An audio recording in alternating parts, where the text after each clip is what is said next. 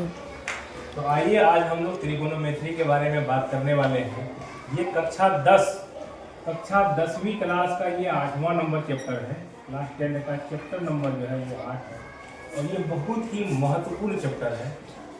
इस चैप्टर के अंतर्गत से कुल मिलाकर बोर्ड एग्जाम में 40 से 42 प्रश्न पूछे जाते हैं। 40 से 42 प्रश्न इस चैप्टर को अच्छा कर लेता है।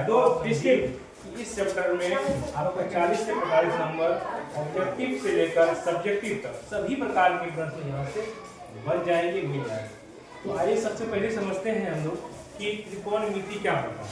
त्रिकोणमिति 3 शब्दों से मिला हुआ है, त्रिकोण और मिति। तो सबसे पहले हम जानते हैं त्रि, सबको अलग अलग करते हैं। त्रि यहाँ से आ जाएगा कोण,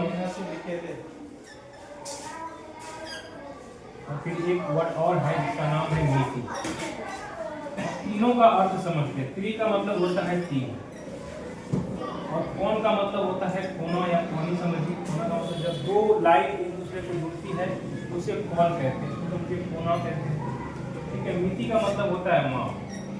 3 कोण की माप, 3 कोण की माप। अच्छा ये समझिएगा, यहाँ पे 3 कोण किस आकृति में होता है। 3 कोण कभी भी जब भी होगा वो त्रिभुज में होगा और मेनली यहाँ पे त्रिभुज का ही बात की जाती है। और त्रिभुज में से कौन सा त्रिभुज जिसमें एक कोण समकोण होगा।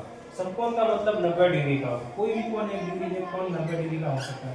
मान लीजिए हम यहाँ पे एक त्रिभुज लिए हैं, इसका नाम क्या करते हैं ए, बी और सी।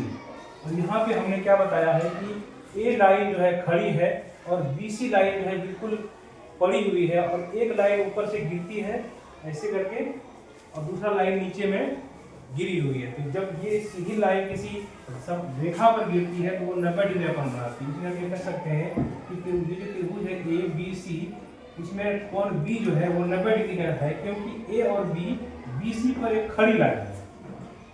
तो ये यहाँ पे हम लोग देखेंगे जब भी बात की जाएगी त्रिकोणमिति में, वो समकोण त्रिभुज के बारे में ही बात की जाएगी।